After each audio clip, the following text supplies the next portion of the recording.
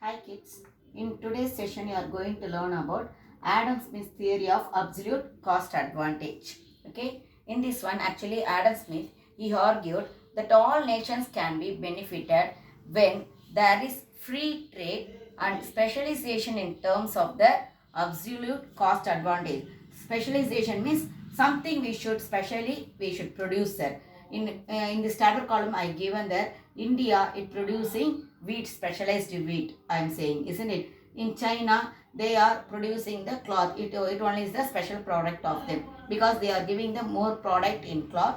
We are giving them more product in wheat. These are the things we are saying as a specialized cost advantage. Okay. Next, according to Adam Smith, the basis of international trade was absolute cost advantage. What he is saying that the base for the international trade, the base means the basic thing for the international trade is absolute cost advantage alone. What is the meaning of cost? Cost means nothing. The fact, what are the things we are, that means how much money we are spending to produce one good, that only called as a cost production. Okay, selling cost it will be different. It won't be the same because with profit only we will sell the product. But cost means, or cost of the production means, what is the meaning of the cost of production? How much we are spending to produce that product. That is called as a cost of production. Trade between two countries would be mutually beneficial. It should be beneficial to both of them. If you are doing any international trade with some other countries, it should be benefit for both of them. Not only for one country, it should be benefit for both the people. When one country produces a commodity at an absolute cost advantage over the other country. If one country it produces the absolute cost advantage over the other country, isn't it? Here we may say, in this table column itself we may say that India is giving the absolute cost advantage in wheat over the China, because China only giving 8 kgs, but India is producing 20 kgs of wheat per one person. That means only one labor only giving that much production. Okay, here we are comparing only with the only one labor only we are taking here. Okay, when we should give the more production, then what they are doing there? They are adding the labor force. They are adding the labor force to give the more production.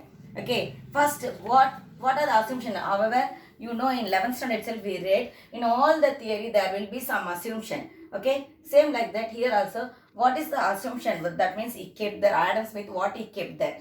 First, there are two countries. Here we are taken India and China, and also two commodities. How we are assuming that two commodities and two countries.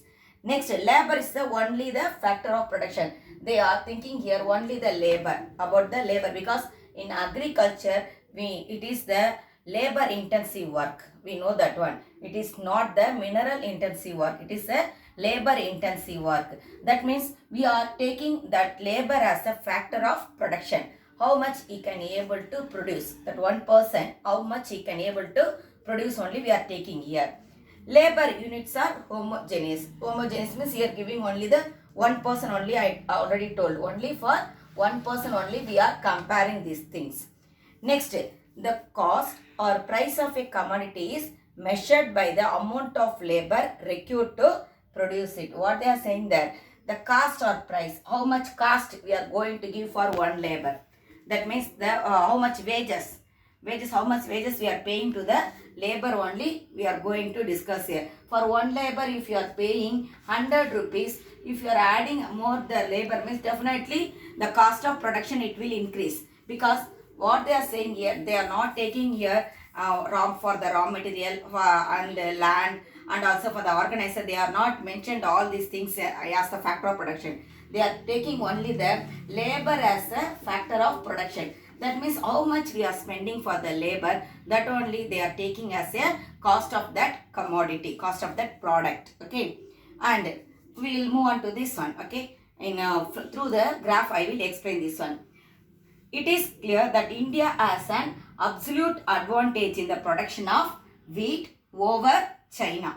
We know that one, isn't it? It is clearly we may say that India is absolute over advantage in wheat over China. Production of wheat in over China.